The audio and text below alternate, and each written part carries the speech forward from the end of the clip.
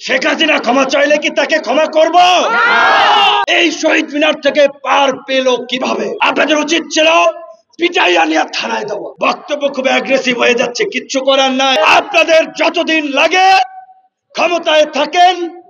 আল্লাহর হস্তে এই যে আমাদের মধ্যে জুলাই বিপ্লবকে কেন্দ্র করে যে জাতীয় ঐক্য এবং সংহতি তৈরি হয়েছে, সেটার দিকে নজর দিয়ে সকলের মতামত নিয়ে রাষ্ট্র সংস্কার করুন। সরকারের বিরুদ্ধে বক্তব্য দিয়েছে নাকি, তাই ওই টোকাই নাকি খেপে গিয়েছে। প্রথমত হচ্ছে ওই ছোকরা ছেলে, বোঝাই যাচ্ছে ধান্দাবাজি করার জন্য এর সাথে ছবি, ওর সাথে ছবি। কাজী ও কোনো গুরুত্বপূর্ণ ব্যক্তি না, সরকারের এর সাথে কোনো সম্পৃক্ততা আছে বলে আমি মনে করি না।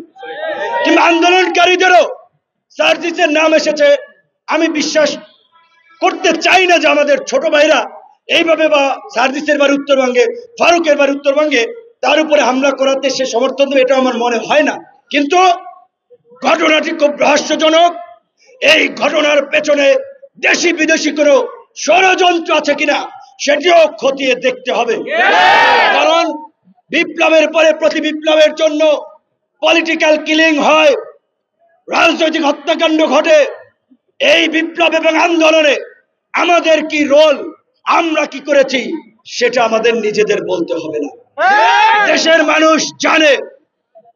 তাই আমাদের ডিএমপি কমিশনারের সাথে গতকালকে কথা হয়েছে, উপদেষ্টা সহ সকলকে বলবো আগামী 24 ঘন্টার মধ্যে আমরা অ্যাকশন দেখতে চাই, অন্যথায় আপনাদের উপরে কিন্তু আমরা আস্থা রাখবো না। আইন নিজের হাতে তুলে নিয়েই এই শহীদ মিনার এনে বিচার করব। ওরা নাকি ক্ষমা চেয়েছে, এইভাবে সিনেমা স্টাইলে মেরে ক্ষমা চাইলে ক্ষমা হবে না, হবে না।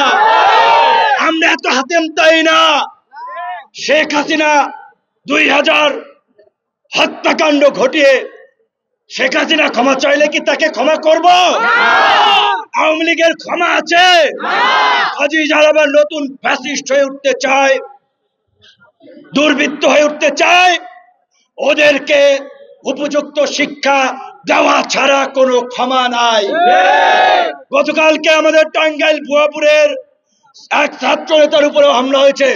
দেশের বিভিন্ন স্থানে আমাদের নেতা কর্মীরা মাদক, চাঁদাবাজি, লুটপাটের বিরুদ্ধে প্রতিবাদ করায় অনেক জায়গায় তাদেরকেও বাধা দেওয়া হচ্ছে। গতকাল গাজীপুরের শ্রীপুরে গণ অধিকারের অফিসও নাকি কুপিয়েছে। পরিষ্কার ভাবে বলতে চাই বন্ধুগণ, অ্যাকশনের বিপরীতে পাল্টা অ্যাকশন ছাড়া রাজনীতিতে টিকে থাকা যাবে না।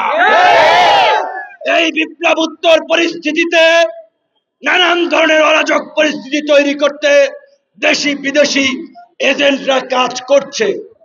ছাত্র তরুণ আন্দোলনকারীদেরকে মুখোমুখি করিয়ে দিচ্ছে, কিন্তু তরুণদের নেতৃত্ব দানকারী সংগঠন হিসেবে, আন্দোলনের তরুণদের অগ্রজ হিসেবে আপনাদেরকে সুসংগঠিত ভাবে প্রতিরোধ বাহিনী গড়ে তুলতে হবে।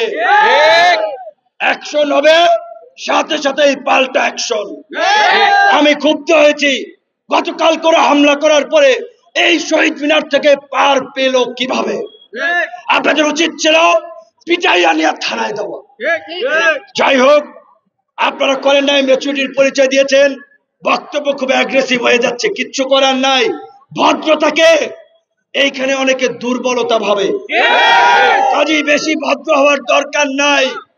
যেখানে যতটুকু করার, যেখানে যতটুকু হাতা খাসানের দরকার, ওইটুকু খাসাইতে হবে। এখন সরকার এবং আইন শৃঙ্খলা বাহিনী, প্রশাসনকে আমাদের পরিষ্কার বার্তা, আপনারা সিদ্ধান্ত নিতে হবে 24 ঘন্টার মধ্যে এই চিহ্নিত দুর্বৃত্তদেরকে গ্রেপ্তার করে আইনের আওতায় নিয়ে আসবেন। অথবা ওরা যদি ওই হসপিটালে আপনার ক্যান্টিনের বাণিজ্য করার জন্য ওইখানে থেকে নাটক করে মাটির নিচে পালায়, আমাদের নেতা কর্মীরা খুঁজে এনে এই শহীদ মিনারের উপযুক্ত বিচারের মুখোমুখি। ধন্যবাদ সবাইকে।